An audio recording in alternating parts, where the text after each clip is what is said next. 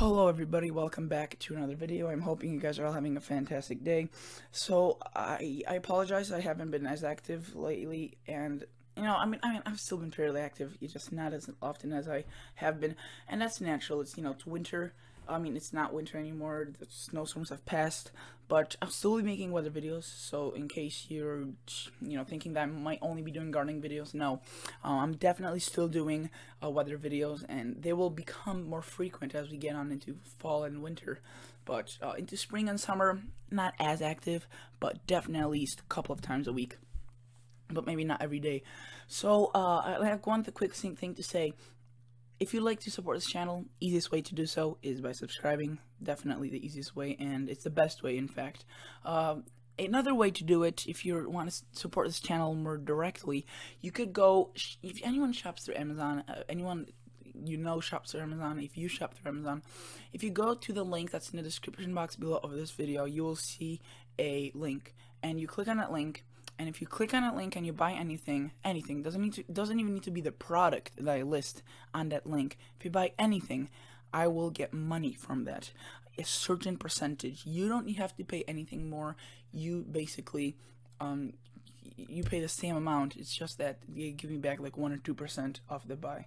So if you want to do that, that would be nice and appreciated. Also, you could support my Patreon, which is also a link in the description box below, as the YouTube demonetization continues and probably will continue for such a long time, or for a fairly long time. So I just wanted to get that out. Right now, let's talk about the nor'easter, I guess, that will be occurring, just not a lot of snow. If this happened a month or two ago, this system would be definitely a nor'easter with lots of snow, lots of wind, and there will be blizzard warnings out, winter storm warnings out. Unfortunately, or fortunately, whether you're a snow lover or not, this storm is in April. Today's April 1st, so happy April Fool's Day, and we will be looking at a storm that, has a lot of severe weather strength and phenomenal strength. It just won't be nearly as impactful because it won't have snow, just be rain. So right now there's just a stalled out cold front. I forgot I have like these drawing tools on here that I could use. So there's a stalled out cold front right here, and it's really not correlated with anything. There's a low that passed earlier over here, and now it just kind of like kind of fell away from the system, and now it's just kind of hanging around there. But soon this moisture is gonna be gathered up by a different system, completely different system. So if we could go back here and look at this, let's go forward in time. We see this is getting stuck, apologize about that.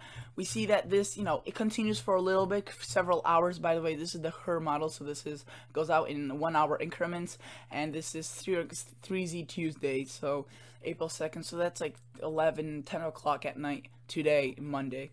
And we see that this really starts to develop, especially right off the coast of Florida and Georgia, in that little catcher's mitt, what people like to call it, this area, especially for hurricanes. And we see that this storm completely takes advantage of that and starts organizing really quickly. We see very strong. You can see how this just explodes. This is what it looks like early in the wee morning hours of Tuesday, around 2 to 3 o'clock in the morning, Tuesday, April 2nd. We see that it's not, terribly organized, but it's definitely getting there. And then by the time it's 7 o'clock in the morning, Tuesday, we see this system really starting to take shape. We have the right-hand side of it off the ocean and left-hand side of it on the South Carolina and Georgia land. And we see this, you could see a little bit of snow potentially in the higher elevations, definitely not out of the question, and more snow as we get on into New England, as some locations are still chilly, but definitely not a huge snowmaker. And we see this really intensify. We see you could see actually a very well defined band. This is called the cold front of the system right here out in the ocean. Severe thunderstorms definitely a possibility, and it probably will be occurring in the ocean, but that's no one lives there. And this storm just clips New York City, barely, but, I should say Jersey or Washington, D.C. doesn't get that much, but then right here, it seems to be starting to make a track, something like this. So it started off here, kind of one away from the coast, and now it's going back and it'll just go straight up like that. So quite a bit of rain with this will be associated. And let's just go to a more longer range model, which goes out more than 84 hours. And you can see that this system, as I drew out, does more of a straightforward line up the east coast. Hopefully this will load. And you can see more of a straightforward pattern, but you know, not necessarily delivering a lot of rain to New York City or Boston. But this is the NAM model. The NAM model is definitely not one of the most reliable models. This could still change, but if we were to look at the HER model back, if I wanted to show you this rainfall amounts, and this is not through the whole system. Let's go back to the 18Z, which basically gives us a more wider range of hours, and let's see how much accumulated precip fell. And you can see some locations will be seeing quite a bit. Let's go to regions, and let's go to the southeast United States, and let's see what this model has, this model has to give to us about the storm, what information we could interpret. So as we see, not nearly as much rain. Obviously, the further away from the coast, the more close you are to the coast, more rain. We see some pockets of maybe even 2, 3, 4, 5 inches of rain, which is not out of the question. And generally a more broad area of 0.5 inch to 2 inches across South Carolina, North Carolina, and Georgia.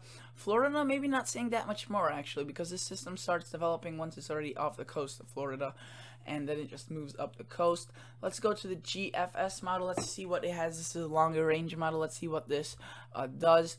You can see similar, it has that little strip of heavier rain right across the outer banks of North Carolina and South Carolina. So if we look at the Northeast now, you know, the models were earlier showing a bigger system and impacting in a bigger way. Now maybe not as much, and you can see that this could, you know, shift just a little bit, and we could be seeing quite a bit of rain on the coast. I mean, let's go through this whole system, hour 96. Wait for this to load. It's been a little bit slow today. And you can see if this shifts just a little bit to the west, we could be looking at major amounts of rain for the Northeast. However, it's just off the coast, so that the Northeast may get lucky with this in terms of not seeing much rain. Also, I would like to quickly point out that this low will be insanely quickly deepening. Let's go to lower dynamics. I don't know if that's what I wanted. Let's go to I'm trying to find a good, I guess I could use this, a good forecasting graphic that I could demonstrate with you how quickly this will deepen. Hopefully this is what I was looking. Okay. This isn't exactly what I was looking for, but it's okay. Let's just go to Eastern United States. Zoom this a little bit out. Eastern United States, and we see that these wind speeds from the storm will be, they will be strong, and this thing will deepen in terms of millibar pressure, pressurage, I guess you want to call that, very, very significantly and very quickly. So this system kind of not even taking shape at this point. This is Monday. We go 24 hours into advance time, and we see quite a story. I don't know why this computer is so slow today. This is really getting on my nerves. But we could see it's barely starting to take shape. Let me just see if I could click this, and this will be a little bit quicker. Let's just go to hour 48. Hopefully this loads a little bit quicker. I'm keeping my fingers crossed. Okay, and look at that. That's a one beast of a storm. And I'm telling you, if this wind field was on this side of the storm, we would be looking at one heck of a wind event, and potentially damaging wind event for the Northeast.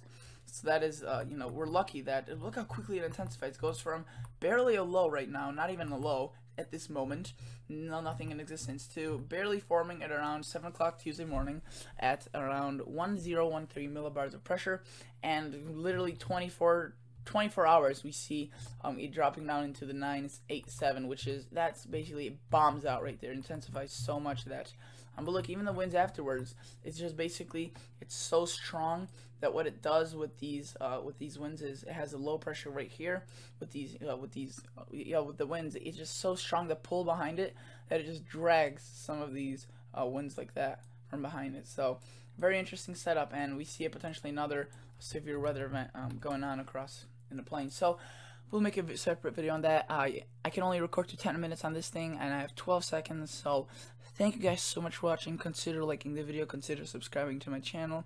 Again, you could use the Amazon link if you'd like, and I'll see you guys in the next episode. See ya!